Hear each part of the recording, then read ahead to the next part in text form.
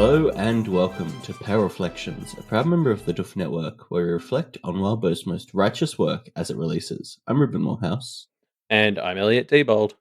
We're coming at you live in the Discord, as usual. But before we start this episode, we should tell you, in exactly 1 week's time, we'll be doing a very special event. It's going to be all packed up 1.5, a bit paled up within the pale. Yeah. Our short live stream just to, have a bit of fun, chillax a bit, and torture ourselves. Yeah, I think it'll be relaxing to watch, not to participate in. I don't think it'll be relaxing to watch. We had a conversation in the Discord, I think it was yesterday and today, about like secondhand embarrassment, and it seems like a lot of our audience definitely are very responsive to that and affected by that. And so I think, I mean, we'll see. We'll see. This is like in part a taster of All Packed Up too, as well as like a bit of a trial run for us. So if something doesn't work, that's just as good a lesson as something that does, right? True. That's a good point. So yeah, we'll see. To answer questions in the chat, the regular episode will still be in the podcast feed, and we'll probably upload like the full video of the stream to YouTube or something. YouTube, yeah. But yeah, we'll post shortly after this like a proper announcement with some details and stuff. So keep your eyes out for that on our Twitter. Yeah.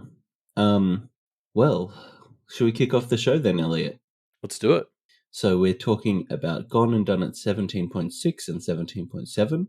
17.6, we're with Avery. She has arrived home to a whole mess of emotions as she reunites with the family she left, and also the extended family that has arrived early. And the fun thing about this Kelly family reunion is like watching Avery juggle all of her like feelings about leaving in the first place on top of it all. Like it really adds this cool layer of tension to not just like the chaotic mess that is a Kelly family reunion. But in particular, it's like we also have that layer sitting on top of like Kerry pestering her because she left and wanting to know why, her guilt around all that. And it's this great like way to reintroduce Avery to Kennet the town as well, because she feels the same way about the town. And in fact, also, like, you can even map her family kind of to Kennet as a whole, because they come back to the house and what they find is like half of the extended family is already here and they've kind of moved in and now it's extra crowded and Avery doesn't know these people that well. And it's hard to find her feet while also meeting up with the family she doesn't quite know. And that's what's happening in Kennet too. She doesn't just get to meet up with her old friends. She's also got to meet people from the Undercity and stuff. Yeah. Yeah. It's the thing that I really like about this, the kind of chaoticness of this, is you're right. It does a great job at reintroducing Avery's dynamic in town. The part that stood out to me the most is just how chaotic the Kelly household is, and like obviously this is more than it was normally, but I'd kind of forgotten how chaotic just it was with Avery and her family, because it was chaotic. I mean, maybe not as chaotic as this with all the family there, but it's like a great way to show, it goes into overtime to really get us back into the headspace of, oh yeah, it's just pure chaos at the Kelly family home. This is almost like, remember how early in the story we used to hear so much about how if you use connection blockers, they sort of get overcorrected later when they snap. This feels like Avery have tried to avoid part of her family and the universe is like snapped, overcorrected, and now she's got to deal with just like 10 times her regular amount of family. Yeah, this is the universe paying back all the connection blockers that she, Verona, and Lucy have been doing for the past few months. Yeah, I mean, I definitely like. I know we say this a lot, but you really sort of got to give credit to Wildbow. Like, this reminded me of as a teenager going to big extended family meetups, especially with cousins like the Kellys. Like, some of my cousins would have like 7 kids in the family. Like, just that vibe of trying to cram 20 people into a house that usually has 6 in it. It's just a nightmare. Yeah. Yeah. Yeah. So especially the bit, there's that part where Avery's mum is like, "Hey Sheridan, if you're thinking about that podcast, maybe Kyle can help with the computer stuff." And Avery just looks, and they both look totally disinterested. And I was like, "Now that is family reunion shit right there. Is Yeah, classic. parents trying to get cousins to hang out through things that neither of them are interested in." Big family reunion energy there for sure. Um, and yeah, poor Kerry. I felt bad for Kerry. I didn't realize how much Kerry had missed Avery, but like Kerry comes out really swinging with the whole like, "Why did you leave?" Which I think we talked about it when Avery first did leave, but it was like Kerry really got the raw deal from Avery leaving because she got left with Declan and Grumble and Connor. Like, poor Kerry. Mm. Yeah, but also, she's pretty annoying.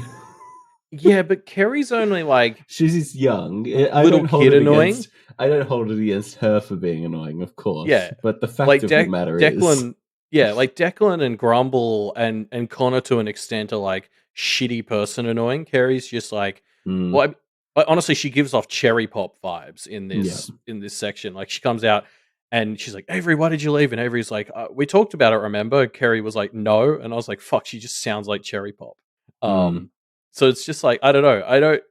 I mean, yes, she's annoying, but now you've left her alone with like Declan and Grumble. Like that can't work. mm, yeah, yeah. It's probably not the best strategy. I think the real solution is for Kerry to hang out with Cherry Pop more, and I'm sure that'll fix it. That would be a powerfully horrible duo. Yeah, imagine the sheer terror. I do also want to call out, like, obviously the whole sleeping arrangement thing comes up here again. Yeah, I mean, this was a pretty weird moment, right? Uh, Yeah, by Avery's mum. yeah. I mean, it's interesting because I remember this ignited like a pretty serious discussion on our Discord when it first came up. Mm, And I'm still not 100% sure where I said I feel like there were a lot of good points on both sides of the whole Kelsey's sleeping policy thing. I think mm, there's stuff going both ways. And I'm just interested that it's apparently going to continue to be a thing. It also comes up next chapter where Verona lets slip that they were sharing beds at the BHI. mm, And you could picture Connor hearing that and digesting it and thinking stupid shit, even though it wasn't called out in the narration. mm, Um, so I'm really interested that the story is going to keep exploring this because I think it is something that even after all the discussions about it, I still don't feel like I have a super solid opinion either way, and I want to like see more and talk, I guess explore the idea a lot more. mm. Yeah, yeah, yeah. I wonder how much more exploration we will get of it. It kind of feels like the type of thing that there's not. I don't know. There's no satisfying resolution to this conversation. I think.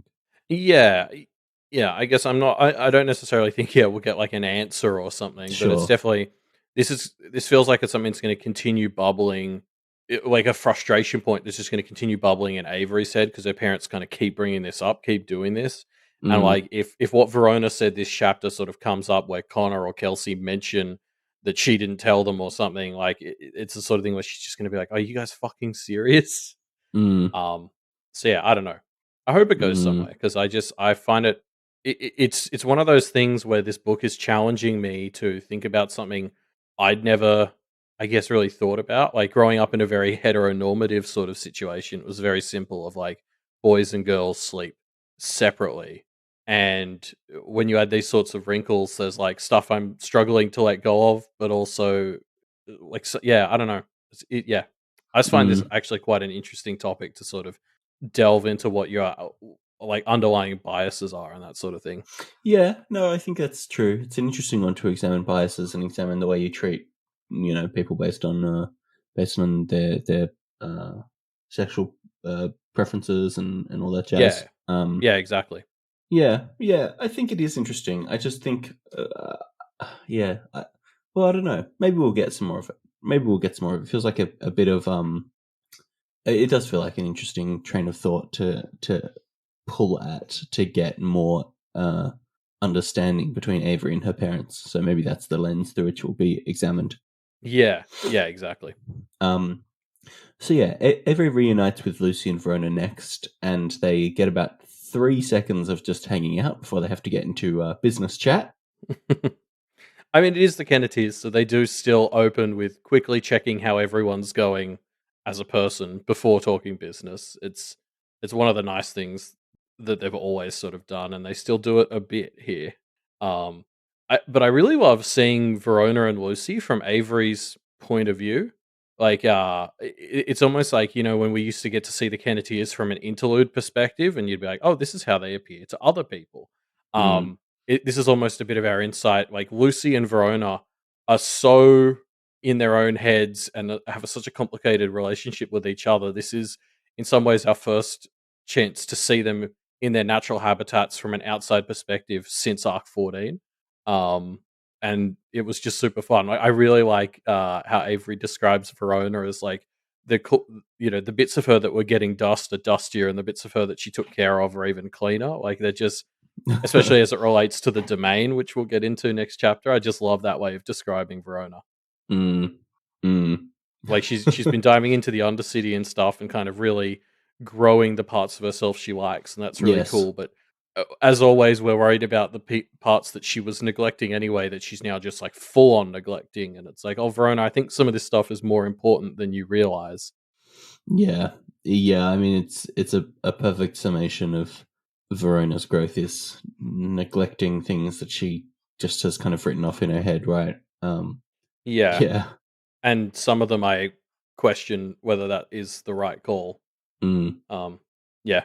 Yeah, this has been the tricky thing with Verona since Arc 14 is she's dived headfirst into some of this stuff, and it's like, oh, this is good, but also this part isn't.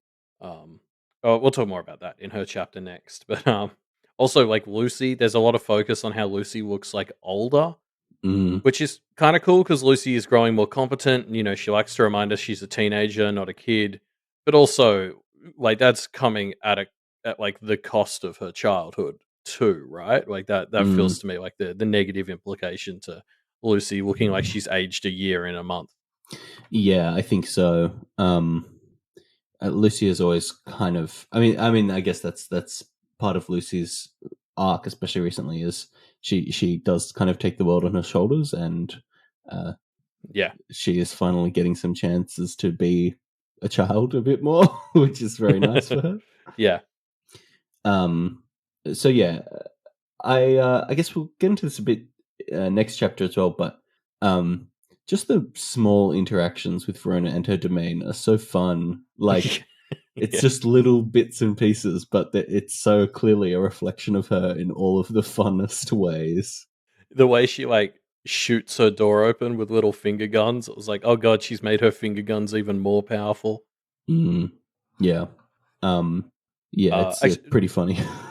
just speaking of Verona as like a whole in this chapter, I loved the sort of like self-taught rookie programmer vibes she was giving off the whole time. Like she keeps having to like give Avery permissions for the chalk because she'd forgotten to code that in, and like she gets really upset about the whole bubblegum and tape thing, which we'll probably talk about a bit towards the end. But it's just like it just reminded me of dealing with like a 14-year-old self-taught programmer who like has some of these weird hang-ups, and they're like really good in some ways, but like they forget to do things like give people permissions when they're sharing stuff. It's just Mm, it was hilarious how much she gave off that vibe in this. yes, yes. Yeah, it's definitely she's built it all herself, and she's overlooked some of the basic things that you need to do. Yeah. Oh, yeah, and just because it's her first time, like, she just yeah. I just yeah, that whole bit where she's like, "Oh shit, let me give you permissions." Like, I definitely had that conversation a lot in my software design class at age 16. Mm, yeah. Yeah, I mean, thinking I you know suppose it like, all. yeah, if the domain wasn't explicitly a solo project, I'd be worried that she isn't laying down good engineering fundamentals to scale. Um, but she doesn't need to. This isn't a website she's building. This is like just a little program to run on her Raspberry Pi. It doesn't need to scale that well, so should be Mm, fine. yeah. um, yeah, I'm sure the fact that they're building Found Kennet off of places like her domain, no impact.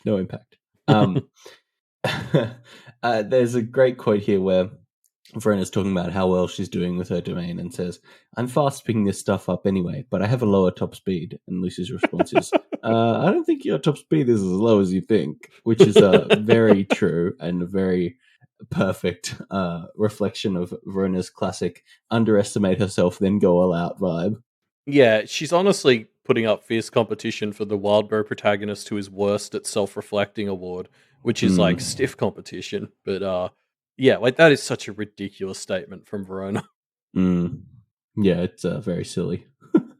There's also this moment after Avery comes in where she touches this like one of the diagrams that's still in this house, and it's like of a woman laying on like a bed of razors, and there's like bloody cloth everywhere except where it touches the girl, and she's like reaching out for help, and then she's startled when Avery tries to help her. And I'm curious who people think this is, because I assumed it was Liz, but then also Verona seems to respond to the like Avery reaching out to help her thing in a way that makes me think maybe it's Verona's image of herself. Yeah, I'm not sure. I really didn't. I was hoping you would explain this one to me, Elliot, because when I read it the second time, I was like, No. I still don't really get this. Who is this meant to be? Yeah. A girl lying in an uneven bed of razors draped in 2 lengths of white cloth. The thing that made me think it was Liz when I first read this was then it says the cloth was bloody everywhere that it didn't touch her, which just gave me the vibe of like somebody surrounded by Charles, basically. But then I mean that could also kind of, like Verona obviously isn't happy with the world she was born into, so I wondered if it was, I don't know. I'm curious what chat thinks, like Verona or Liz or anyone else. Zizzard is saying the bloody red and white cloth reminds them of Verona's sight, so Oh, I they like think it's a that. reflection of Verona. As Sengachi thinks it's possibly Verona's unexamined self. Yeah, it's the fetch. I love the fetch. We'll get to that next chapter. Yeah. No, just yeah, the way that Verona responds to it gave me the vibe that it was Verona. It's just that's a pretty big point that's just sort of brushed over by the story if that's sort of Verona's image of herself in her own domain. Yeah. Yeah. Hey, there was this really cool moment where Cherry Pop arrives and all 3 of them, Avery, Verona, and Lucy, all just are like, they creepily turn their head to where Cherry Pop is arriving from. So Avery gets the sense through Snowdrop. Verona kind of senses it because they're approaching her domain, and Lucy hears through her implement. And it's just this like small moment, but such a cool one of them all just being like having their own magical ways to detect a person and just kind of immediately turning and being like, oh, let's get ready, there's someone coming. It's just like very cool. I don't know. Yeah. It's just so cool and cinematic. And because it comes from each of their like level up ritual things, like it's the familiar, it's the domain, and it's the implement. Like it's like showing how all of them have kind of got this cool power up through each of their rituals, and almost like it even made me start to wonder. Like back in Arc 13, Marissa kept saying that like the reason she won was because that she managed to get them not on the same page. And part of me wonders if, like, the slant in their diagram had anything to do with it. If I go right back to what we used to talk about in Arc 1, where, like, because Verona was lower because she hadn't done her ritual, like, was this one tiny factor that helped throw them off balance? And now that Verona has kind of lifted herself up to be at the same level as the others, like, is this going to be a factor that makes it slightly easier for the 3 of them to get back on the same page again? Yeah. Because like Verona has been carrying this anxiety for a while now that she's like worse than the other 2 and she didn't have her thing. And so I guess it'll be interesting to see how much that goes away now she has the domain. Yeah. I don't know. I mean, like, remember that time Verona was gainsaid and still was able to keep up with Avery and Lucy? Like, if anything, the fact that Verona's gotten a power up here is going to make them less in sync.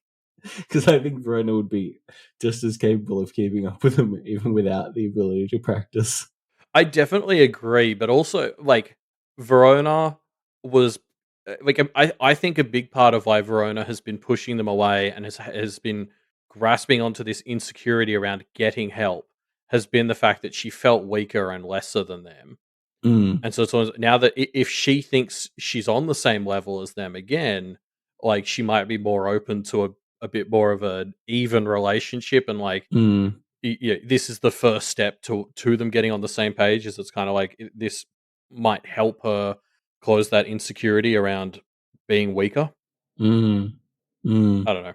Yeah, maybe. It just feels to me like it feels very palish for it to be a thing that Verona getting a domain makes her more powerful and brings her up to their level in her eyes, which helps close the non magical gap that's formed around this, which is that insecurity she had about not being as powerful as them. Mm, mm. Yeah, yeah, hopefully. I don't know. I feel like Verona will still find a way to think that about herself, but yeah, we'll Oh see. yeah, this isn't the whole answer, but this is like the first step. Mm, yeah, yeah, true. A helpful step. Yeah, like people are talking about her civilian versus magical life, and I think it's like I think in Pale you have to fix both, and I think this is hopefully the first step towards fixing the magical side, and now we can hopefully do more work on the civilian side. Mm, yeah, yeah.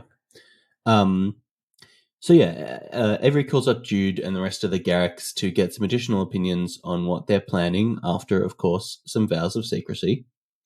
This whole interaction is so good. Yeah, the Garricks are so good, aren't they? They're like, well, this train of thought started out positive, but now that I'm thinking about it, they're probably the best case scenario of a practitioner family. And they also do have some problematic moments, but mostly they're pretty good, I think.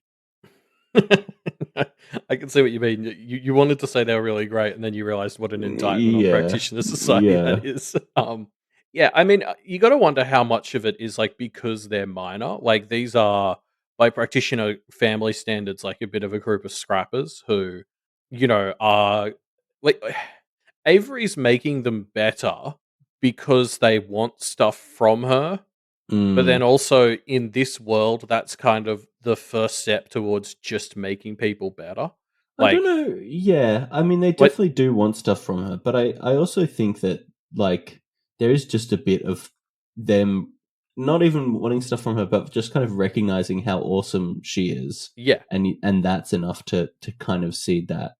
yeah. Uh, But I guess what I'm saying is, in an ideal world, she wouldn't have to kick well, ass for true. them to be Yeah, like that. And it's like, but the true. first step to getting people from where we are now to where we'd want them to be is for people like Avery to make them just do that because she's awesome, and then slowly turn it into their default. Like even if they're constantly doing the right thing for the wrong reasons, hopefully eventually to just become the right thing for the right reasons.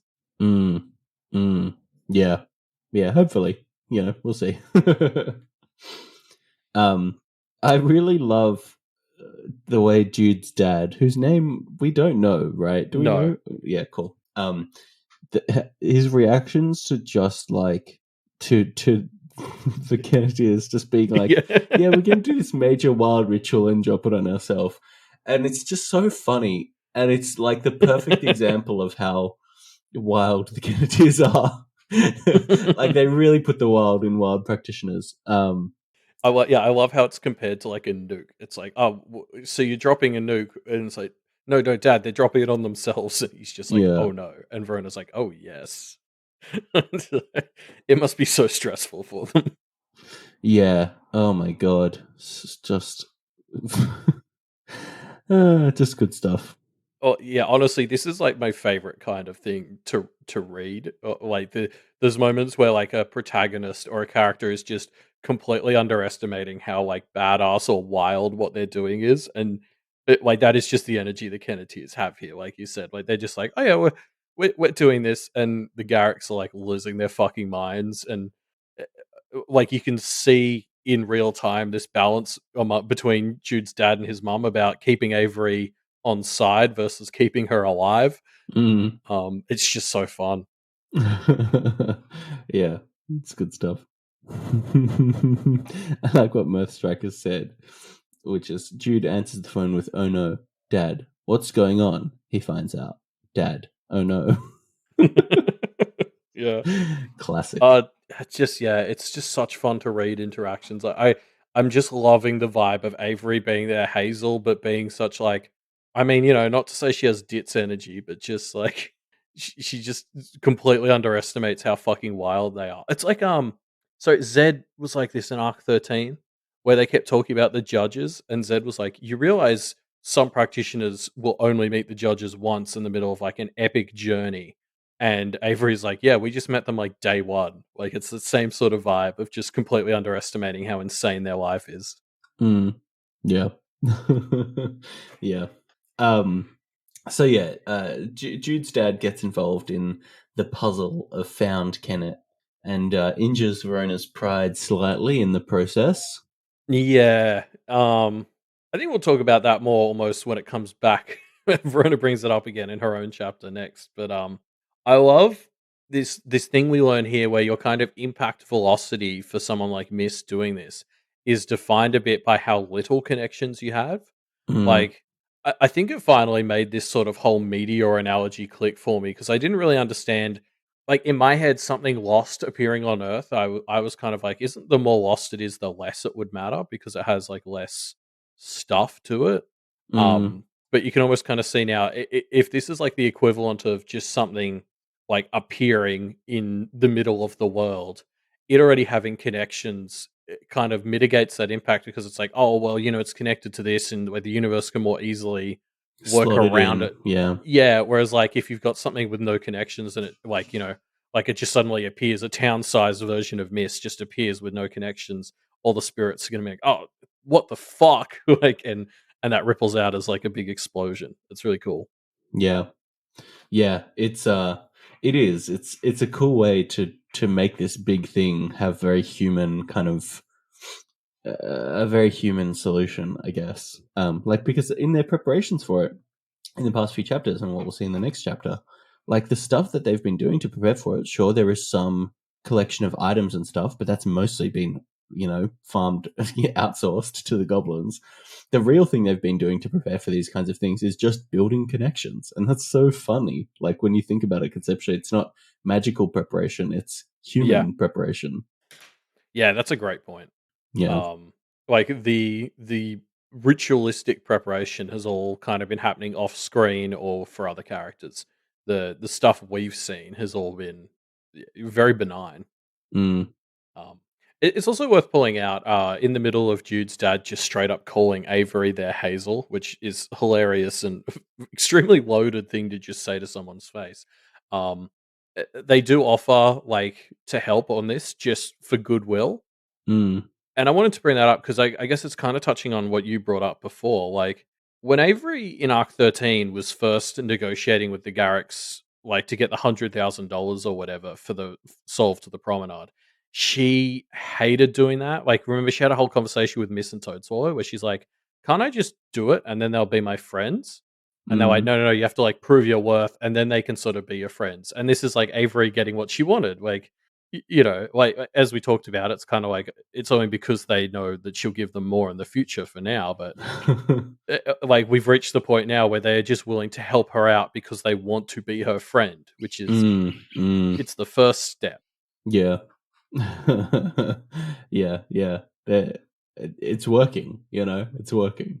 Yeah, yeah, Um so yeah, then of course Jude's dad, Mr. Garrick, raises the question. Let's just give him a name. I'm just gonna start calling him Jay Garrick, okay? Jay Garrick God damn it. raises the question: shouldn't they be more worried about Musa? And it is an interesting one, but I kind of was like thinking about it and thinking like, is Jay Garrick correct about this? I don't know. I don't think I think they're doing this right. Like, it feels to me like if they go against Musa in a straight up fight, like Musa is just more powerful than they are and has more people than they are, right? So I feel like the solution has to be a kind of change the playing field type of thing, which is what they're doing, or at least they're doing a version of that, right? So I think I don't know. I kind of disagree with Jay Garrick here, and I think they're probably going. about this the right way. Yeah, like the analogy he sort of gives is that, there's an arm falling off and they're trying to fix their arm while he's pointing a gun at their heart. Mm, But I think as they kind of rightly point out, I mean, they can't really do anything about the gun, and they certainly can't do anything about the gun with one arm. So it's almost like, yeah, look, we're going to cop a bullet to the heart, but if we've got like some prosthetics in process, we can cope with the bullet wound better. Um, and maybe like this arm, bits of the arm go through to the heart, and you get a prosthetic heart as part of the arm. I'm losing the analogy here, no, but this tracks. This tracks. Keep going. Because if it's the left arm, right, that's right near the heart, so the bits that stick in, they might help the heart. I don't know. Yeah, right. Your arm does connect directly to your heart, so that does Well, make it's got sense. blood in it. True, true, true. Anywho. Can you believe I didn't pass anatomy at university? No, wow. To make your heart beat, you can just wiggle your arm up and down, and I think that helps. We have another reunion. This chapter is all reunions, and the next one is with Louise and Miss as they run through the plan for the founding. And Matthew arrives and has a pretty bad idea. Yeah, it's not ideal. It's a very fun idea. I really enjoy Louise in this segment, though. Yeah, I mean, Louise is very fun.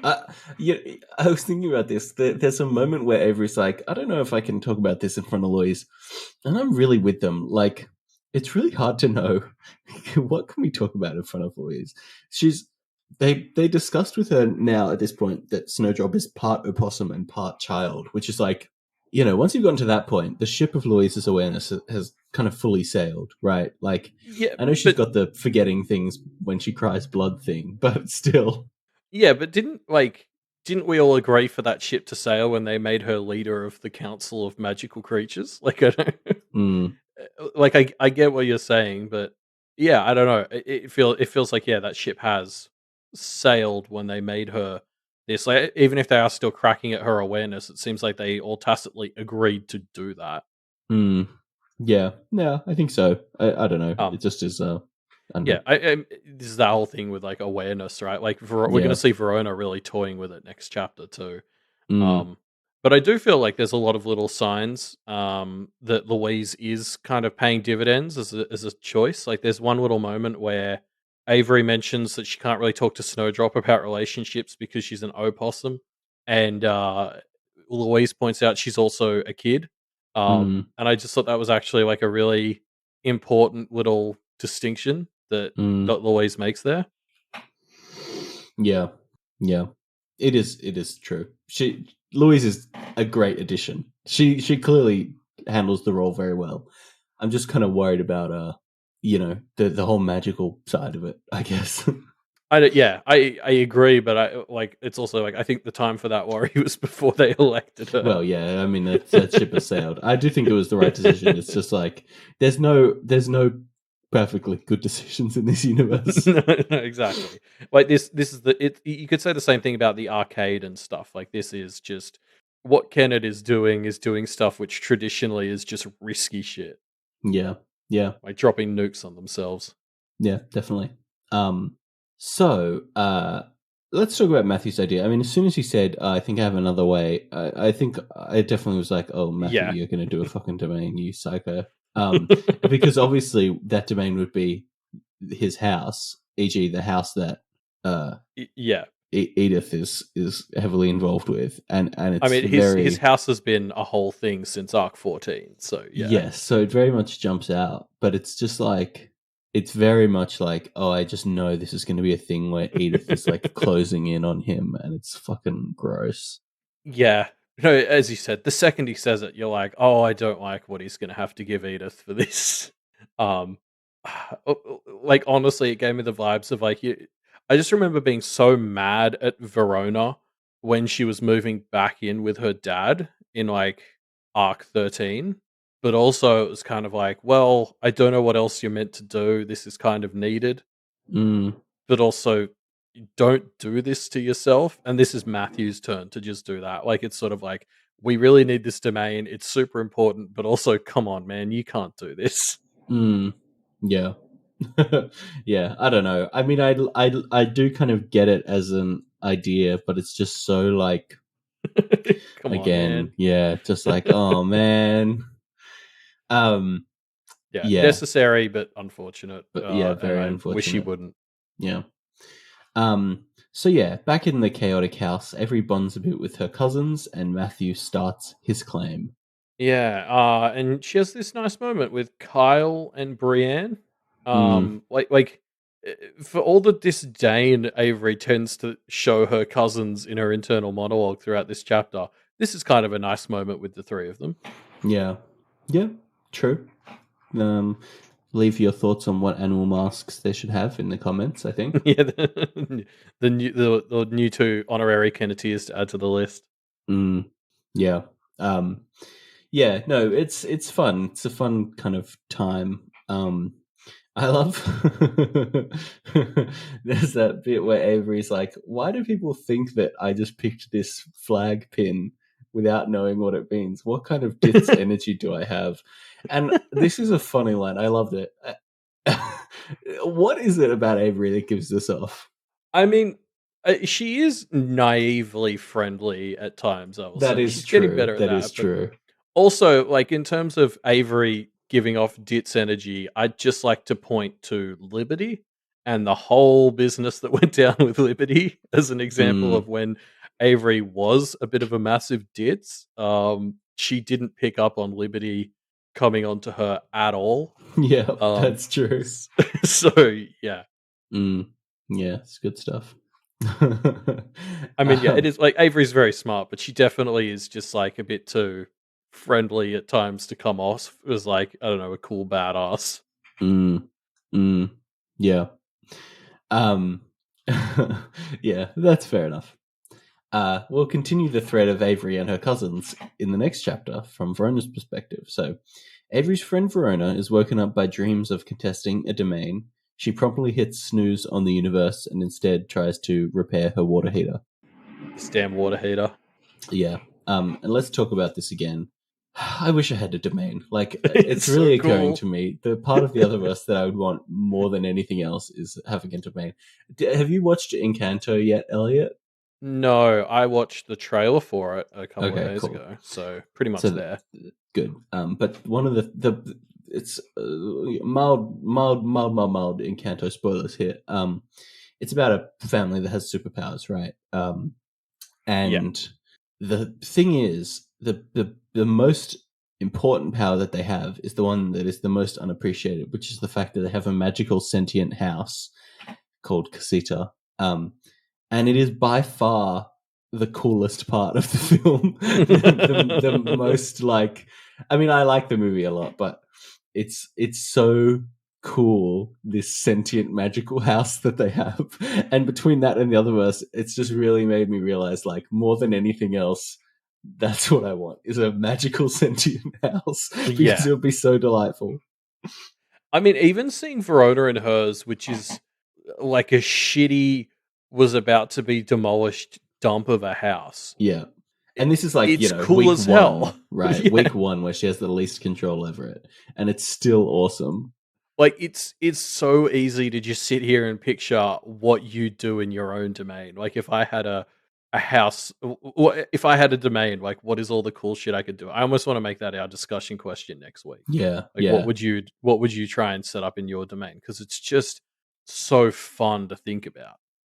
It's making me realize that the thing that I appreciate the most in fiction sometimes is the magical ability to redecorate your house. Like, I'd never really got that into Homestuck, but in the early parts of Homestuck, one of the things that you can do is just kind of use this software to like do really cool kind of furniture decorations, basically. And it's the part that I liked the most. It's just, man, I would love to have the magic ability to easily redecorate at a whim.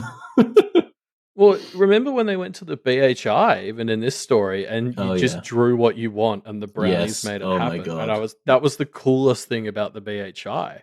Yeah. Um, yeah, I completely agree. And like I guess to pull back from our own fantasies for a second, it's also just Mm. really cool seeing Verona get to do this because Yes. obviously her relationship with space and ownership has been a mess thanks to her dad, and like she really gives off the vibes in this chapter of like w- just after you've moved out from home. Like there's the whole thing where she makes coffee for herself and she uses her alchemy thing, which is fucking wild. But anyway, she Mm. makes herself some coffee, and then she's, like, walking out of the house, and she's like, "Oh, I forgot my coffee," and she goes back and, like, she's just walking around town holding her coffee, and it's very, like, "Look at me, I'm hashtag adulting," sort of vibes, which is very much where I was when I first moved out. Mm. Like, it's just really fun getting to see her sort of relish this whole vibe of having her own space and, like, yeah, being responsible for herself. Yeah. Yeah. Yeah. It's interesting. The domain as a marker for Verona's growth, I think, is really interesting because it is like there is clearly some traps in there. I mean, as Izzard is saying, they would definitely fall into the trap of never leaving the domain and becoming Yeah. untethered from reality, which is so like so appealing of a trap. But Oh, yeah. and I think it obviously is for Verona. I mean, we've seen her starting to do that a bit. Um, Yeah, Lucy's already had to pull her out a couple of times, I think. Yeah, Oh, but it is also the opportunity to represent some real strong like growth yeah. for her, and so I think it's so fascinating to watch. Well, it does. There's like a moment where Verona does think on how lonely the house is, and of course, her immediate thing is, "Oh, I should make myself a friend."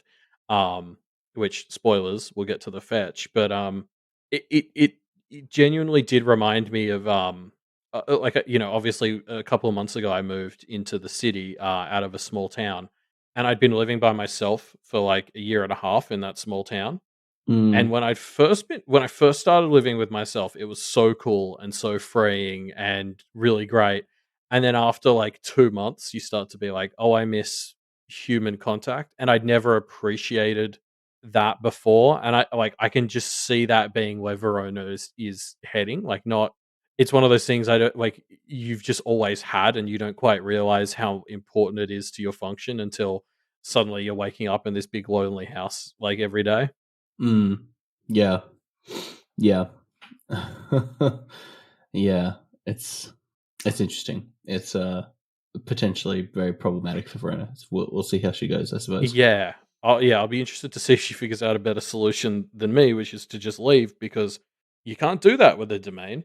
Mm, yeah, Like that's the one daunting thing about a domain to me is picking where it goes. yeah, and obviously, that is weighing on Verona's mind this chapter. Yeah, like she thinks about her bookstore stuff and then realizes she needs to get Kennet to the sort of point where there'll be people who'll stop by a bookstore on Half Street when it's not Mm. there at the moment. Um, Yeah, yeah. I mean, she did intentionally pick her domain in a dying town without really giving it that thought, which is classic Verona, I think. yeah. Mm. But I mean, because this is obviously like analogous to buying a house sort of Yeah. deal, right? Like, in a world where you're only allowed to buy one house, aka the other verse is once again better than our own universe. But um, like it's the sort of thing I think because I used to live in the middle of nowhere, real estate was relatively cheap, and like it might have been an option for me to look at buying. I'm super glad I didn't buy up there because Mm. now I've left. And if I Mm. bought up there, I wouldn't have felt able to leave. And Mm. that's obviously, super relevant to Kenneth's situation right now. Yeah. Yeah. Very much so. Um, You're basically Verona. I mean, I get why you relate to her so much. Definitely, there was moments in this chapter where I was like, "Oh god, Verona is just like hitting all the mistakes I made at age like 18." Um, yeah, I suppose the other interesting thing to continue the like whole ownership of a house versus a domain. Part of me wonders if Verona like doesn't neglect the domain a bit, does it really go backwards? Mm. Like I feel like the answer would be yes, but I'm just thinking because like house ownership, I think would be really cool at first because you'd be like, hey, I can hang something here, and I don't need to ask anyone's permission to like hammer into the wall or whatever. But then you have to pay your land taxes. You've got to like pay for your own plumbing and shit. Like it's Mm. the maintenance quickly catches up with you. Like every now and then the house is going to need to be repainted and you're on the hook for that. Like I wonder when that part of the domain might come into it because it's really cool having ownership of the space now, but eventually she's also going to be have to be really invested in the maintenance. And it'll go from a fix me up to a keep me up, and that will be less appealing, I reckon. Mm. Yeah. Yeah. And Verona did address that in the ritual. I think one of the judges kind of got the house to take Brett's form and challenge her on that. But I think there's a difference between knowing that and experiencing it. Mm. Yeah. I think so. Um, so yeah, Verona heads back home to pick up some clothes and has a bit of a creepy run-in with Replacerona, who is really getting to the point that we all were hoping for, the fetch takeover arc. I love how fun this interaction is at the start too, because before you know the fetch is getting ready to, usurp her. Yeah. Um, it's just a really fun interaction between two Veronas. Like if you think about how simple the fetch was when we first saw them together in Arc 14 and compare it to now, like they're both like snarking with each other and like shrugging. Like it felt like you were watching Verona have a conversation with herself. It was Mm. it was really fun, and I thought that was really good for getting me to let my guard down so that the story could just hit me with that "oh shit" moment where the fetch just sort of starts to display its own wants, and you're like, "Oh Mm. fuck, it's Yeah. an AI now." Oh, it's so good. It's so good. There's that line where the fetch says, "Oh, you've already taken it out and pulled it out." Where the fetch says, "I'm scary when I go all out," and I can just Yeah. imagine a fucking robot with a smiling face saying that to you. Oh no, I wouldn't. I'm scary when I go all out, and just being like, "Oh fuck, fuck, fuck, fuck, it's coming." Especially because that's Verona's like own catchphrase. I Like know. that's Yeah, it. it's so perfect. Yeah. This is like such a fun Frankensteinian dilemma that's been Hmm. put in front of Verona. She's because, like, honestly, I think there's an argument to be made for because the fetch asks her, "Oh, should I keep trying to become sentient or Yeah. sapient?" And Verona's like, "Probably best if you don't." And I was like, honestly, that's like whether you can say no to something like that is like a huge ethical argument. I think because the fact that it's already capable of asking that suggests it might be too late for you to not be killing it by telling it no. Mm. Yeah. Um, like, yeah, this is. I hope this continues to be a thing because it's very fun. Yeah. Yeah, it's so good. I'm feeling the fetch taker arc. And here's the thing. I kind of am rooting for fetch Verona a bit. Like, I don't want Verona to be replaced, obviously, but I'm kind of like, if the fetch has developed the ability to want to be a real girl, and it's not like Verona fucking wants that shit, right? Like, Yeah. I'm sure they can find out a system that they can agree on. Yeah, specifically, what the fetch asks for is, "Hey, can I keep going to school for you?" Which is a bit like, well, that's not really what you're interested in doing, Verona. And again, it's so wild that she's asking that, and she has an opinion on school. Like, it's I really hope Verona keeps using the fetch so we can keep exploring this AI dilemma. It's so fun. Mm, Especially yeah. because, like, so something that comes up is Verona tells it not to want to go back to school or whatever, and so it like rubs out the part of itself that was like going to that had that written down on it, and Verona's like, Yeah. "Oh, damn! I wanted to see where that came from." Yeah. I'm interested what like your and the chat's opinions are on where that want might have come from if Verona didn't write it down. Yeah, I don't know. I don't know. Like, because the tinfoil answer would be like Liz or Charles, someone's doing it. Sure. I don't think it's that But though. like, I feel like there's got to be more of a like Verona has in her interactions with it pushed it into handling more and more of this kind of yeah. thing, and that has just developed it naturally. You know? Well, yeah, and yeah, it just kind of feel like this should be a natural consequence to building a version of yourself to do that stuff. Like if you create something and constantly sort of tell it, "Hey, like go and do and pretend to cope with all of the Yeah. stuff I don't like," it just starts to not be pretending anymore. Like Yeah. Yeah. that's how patterns work, and especially in this world. Like it just. I don't know. Verona was all like, "I want to see where that came from," and part of me is like, "Wait, are we meant to tinfoil about this?" I just it just seems like this was what's going to happen when you do this, Verona. Yeah. Yeah.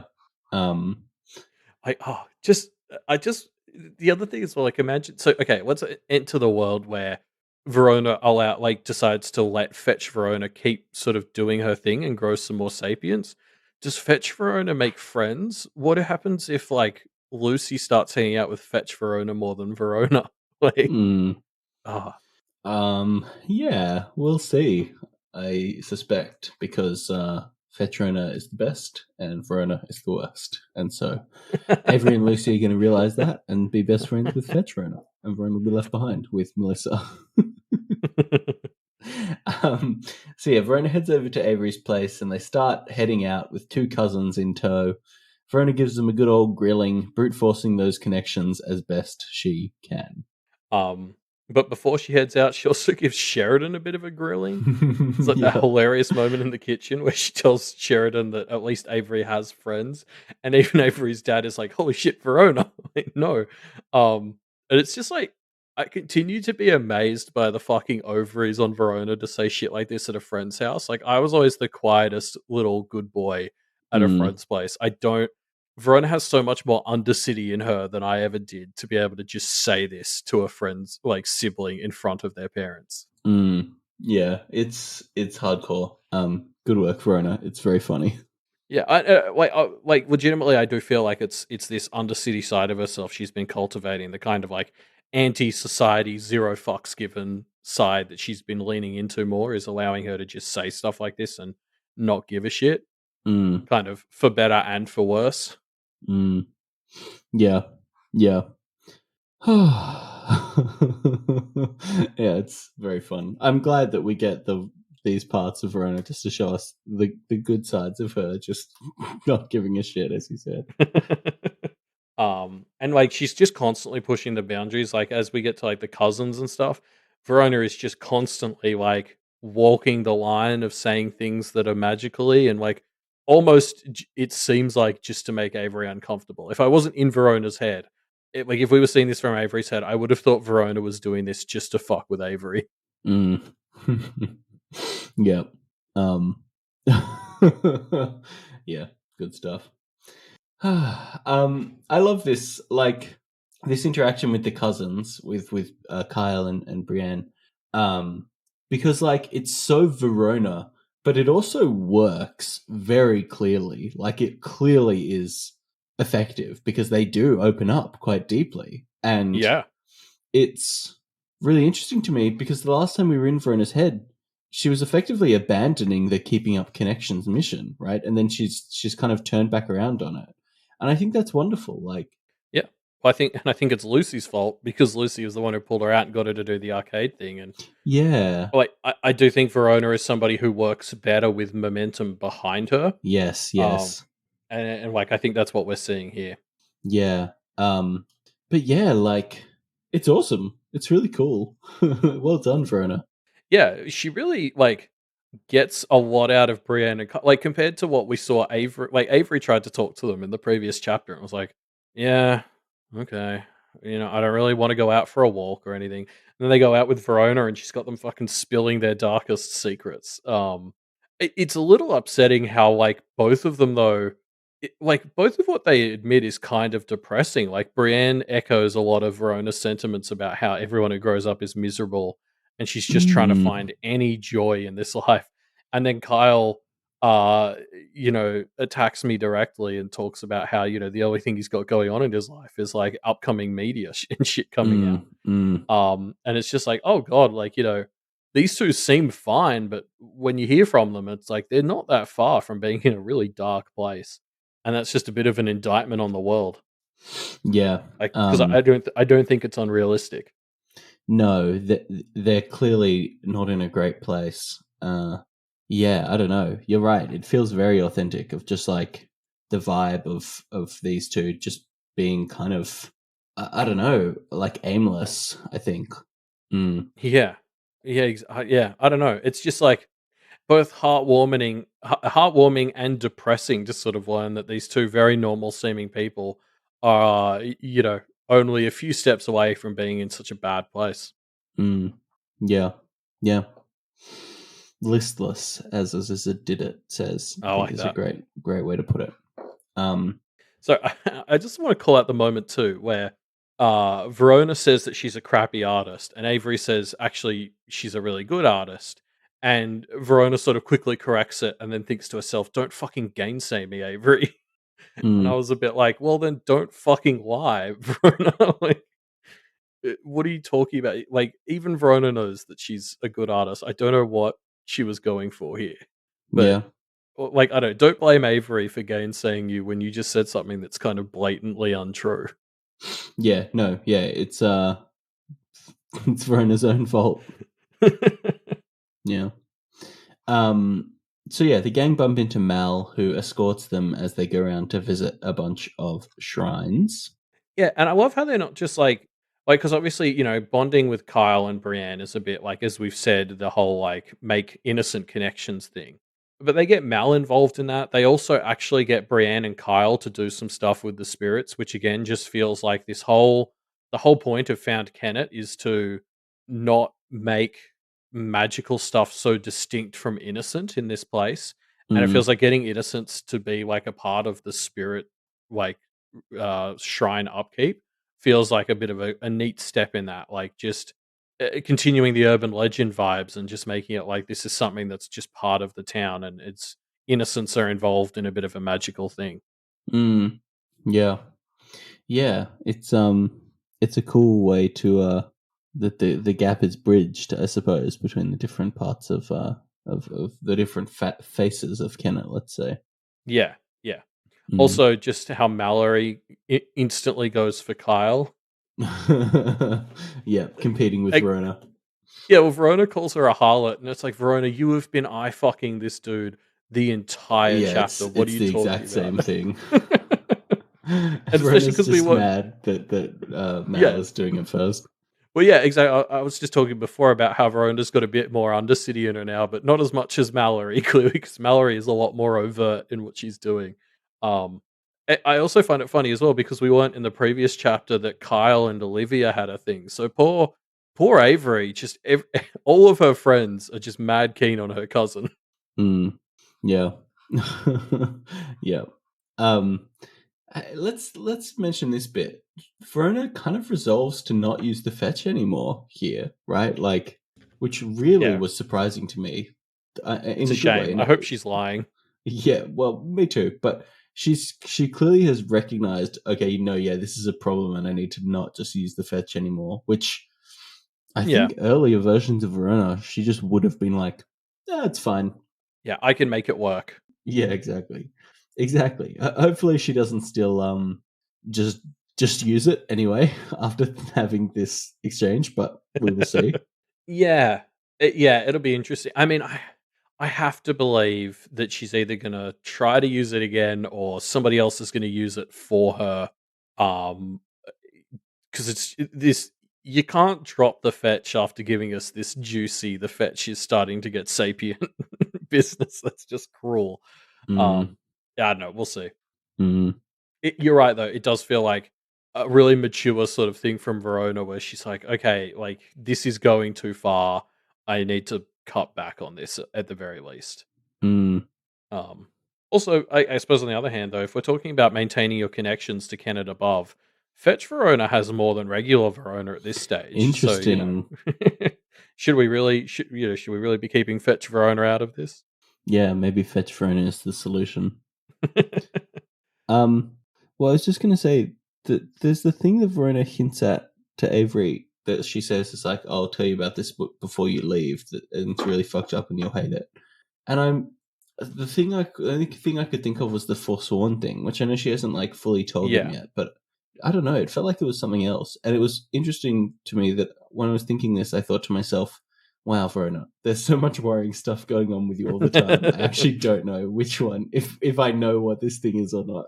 Yeah, I had the same thing. My instinct was it was the Forsworn The thing, Forsworn especially because thing, Matt yeah, brings it up later. But yeah, I don't know. It's hard because sometimes I feel like I'm on a very different page to Verona about what her problems are currently.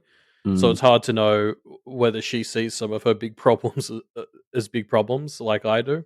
mm, It could be something else. I think it isn't though.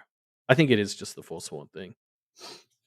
But I mean, we should talk about this whole like Avery tries her absolute fucking darndest to be a shoulder for Verona to lean on in this segment, and Verona gives her nothing. Like, I know we've been complaining about this for going on a year now at least, but like, surely we're going to have to hit a breaking point at one point because Avery is in this really good point where she goes up and basically, towards the end of this conversation, Avery just sort of straight up says, Verona, you're making it impossible to help you and support you. And Verona's response basically amounts to, yeah, don't worry about it. Mm, And it's just, like, that can't continue, surely. Like, and I know we've been saying that for so long that it's lost all meaning, but like moments like this, I'm like, this has to catch up with her at some point, and she's going to have to realize what she's doing. yeah. Yeah, I don't know. I hope so. I don't know. Yeah, we'll see. But yeah, Verona heads to visit Matthew, but has to get past Edith first. Edith lets her pass with some instructions to pass on to Matthew about incoming Hennigar danger. And yeah, just this love story between Edith and Matthew is so great, and I'm very excited for these two star-crossed lovers to finally end up together. What a delight that will be. Yeah, it's nice to see Edith sticking by Matthew at this Mm. difficult time. Mm-hmm, She's pretty mm-hmm. much redeemed herself by this point, I think. Yeah, yeah, Yeah. totally. She's just Um, so helpful. uh, no, for real, like, what a tone setter for this ritual. Like, I think it's so funny from a writing perspective to be like, let's go check on Matthew's ritual. First up, Edith's here. Mm-hmm. It's just a bit like, oh, okay, this is going to be awful, I guess. Mm. And it's still so all she really asked for is for him to not rule anything out, and then she said she's gonna, like, no contest it, and it's just very, like, somehow that's worse than, like, a strict set of demands because at least then it's kind of clear what she's going for, whereas this, it's just, like, not being able to rule her out completely is just enough to already kind of lose. I don't Mm. know. Yeah. Yeah. I just yeah, it's so evil and fun. Yeah, it's wild. Yeah, I'm worried for Matthew. Yeah. It's rough. I mean, the Matthew and Verona synergy sort of continues to ramp up. Like, they talk about being domain neighbors, and I was like, oh, you're also like, issue neighbors because at least Verona had the sense to get her domain not in her dad's house, whereas Matt's kind of locked himself into, the place where Edith also. Wait, is she still going to have access to this place? Maybe not right away. I don't know. But it's Mm, just like similar. Like again, there's a moment where Verona tries to like talk to Matt and is a bit like, "Oh, hey, do you need anything?" Like she offers him some support, and he basically says, "Oh, don't worry about it." Basically, it's complete inverse of what Avery just went through. And I was like, "Fuck, these two are just peas in a pod." Like, I can't wait to see Matthew and Verona continue to sort of bond and maybe be the key to actually helping each other. mm, Like, if Verona's going to accept help and support from anyone, I think Matthew actually could be it. That's like he feels like somebody who would have an in with her No, I agree. because They definitely have. We've seen how similar they are. yeah, They are. Yeah. like I think she's someone he is someone who she can appreciate is coming from a similar-ish enough position from her that it's like it will get past all of the defenses she's erected that are like anti getting support. Mm, yeah. Hopefully, if anyone can. Yeah. Also, Verona gives Matt some potions that are questionable. Hmm. Like, just the fact that she even has this potion that, like, oh, what does it do? Like, makes you strong or something, but then it's like shitting out glass shards or something. Yeah. Oh, And it worth was it. just a bit like, this reminded me of when Avery started going to the paths at like the start of the story, and we kept being like, we'd read a path and it'd be like, why does anyone do this? Mm. And that's quickly becoming alchemy to me. Is every time Verona explains the alchemy she's doing, I'm like, why does anyone do this? Why do you use this heart that makes you try to eat dish soap? Mm. Yeah, it's a great practice type. Um, so yeah, the Kenneteers reunite again, and they finalize plans for the meteor ritual. and it's going to be a wild time. This is. I'm so excited for this. It's going to be Mm, insane. Because we also obviously have the fact that thanks to the domain claim, a bunch of Mossa people are already here. So you can just picture it from the Mossa crony POV if they're like, they think they're here for the domain claim, and then they're going to like do some stuff afterwards, and they're all set up for what they think is going to be a big fight, and then the mm, Kenneteers are just going to drop a nuke on the middle of it. mm. This is going to be a wild fucking time, and I can't wait. Yeah, it's yeah, it's going to be hectic. There's a bit where they mentioned the group from earlier haven't left, and they've just been like Mussa agents chilling for a while in Kennet. Like, is this has America Ted just kind of stuck around for a bit? Like, Well, it presumably that's the Henniger group from before. uh, So the Henniger plus whoever else showed up, I mm, guess. mm. Ooh, Um, spicy times. yeah, I can't wait to find out who we've got to fight in the middle of this ritual. Yeah, it's going to be Um, good shit. they're also they're using the arena as kind of the center point, and they're doing their big diagram on it. And we should call it. So this is the moment where Verona brings back the bubblegum and tape thing. Mm, And she specifically in her head, she thinks the practice was something she considered herself good at, and having jokes made about it felt like a bit of a dig at her self-esteem. yeah. Which is like, What? I don't think a joke is a fair way of framing what Jay Garrick was going No, for with he that, was right? Like clearly trying to be very helpful. it's like, eh, yeah, like again, this is that sort of rookie programmer thing where it's like, look, it's great that you did this by yourself, but there's actually a really helpful library that does it way more efficiently, and that's not an indictment of what you've achieved. It's still really cool that at your level you did that, but like, yeah, Verona's just in a place where she takes that so personally, Mm, and it's just, I mean, I don't know, that's Verona at this stage. mm, yeah. But yeah, I mean, we'll get into the spicy stuff when the rituals continue in the next week's chapters, I think. Yeah, this is.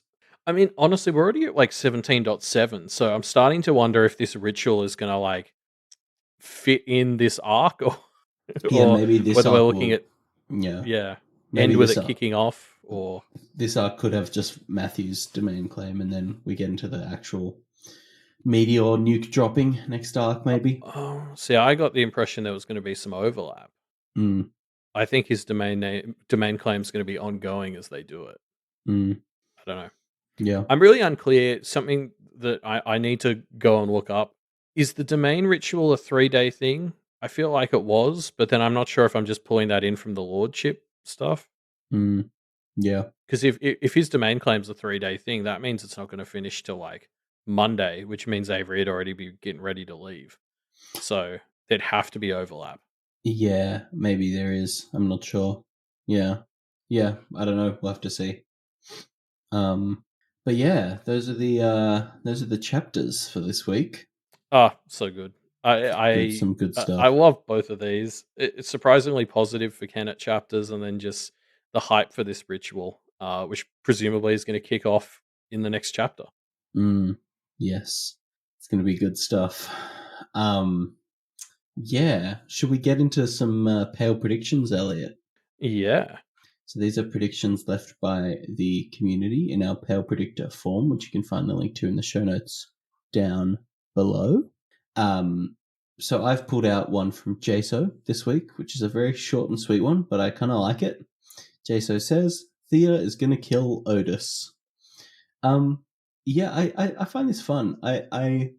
The tension between Thea and Otis is so obviously there, and we've seen Thea really defer. Like, Thea is someone who's such a hothead, and yet Otis has been able to get her to like defer to his authority a number of times, and I think that's really interesting.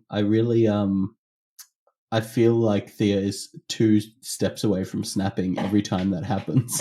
So I can really see this playing out, especially because I feel like I don't have a great picture of exactly why Thea is so deferential to Otis. I mean, obviously there's a relationship there that they have, but it doesn't feel like it's enough to keep Thea contained, you know?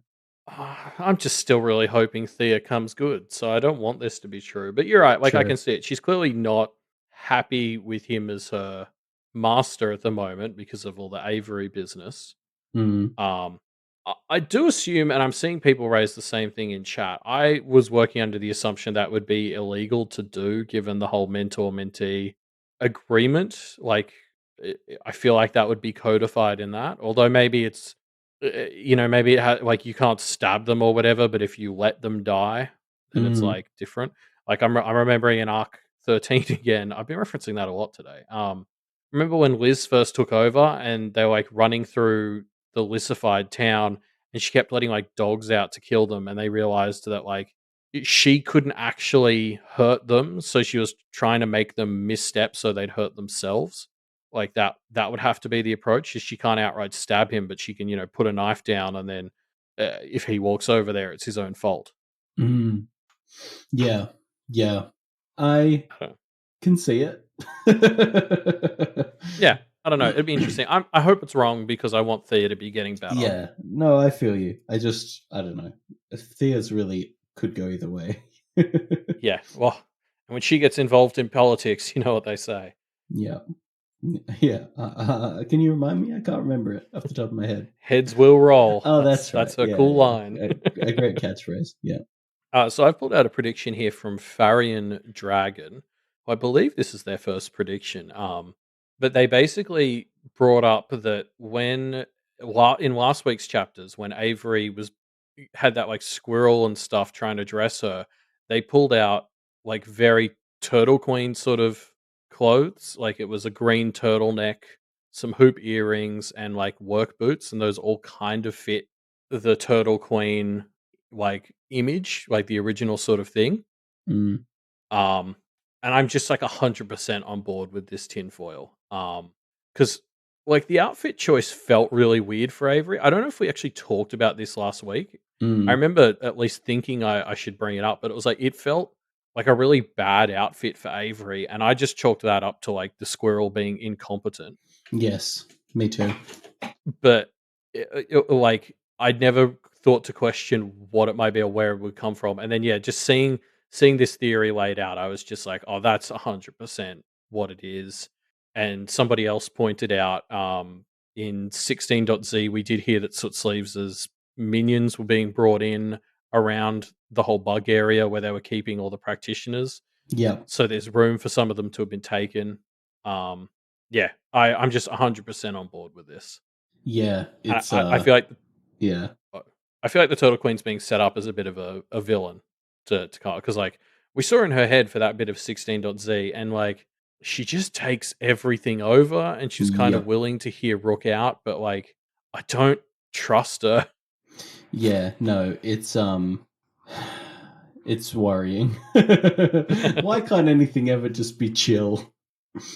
Yeah, I'm so excited to see the Turtle Queen because they were going to involve her in the thing for Found Kennet, so like this might come up earlier than we thought.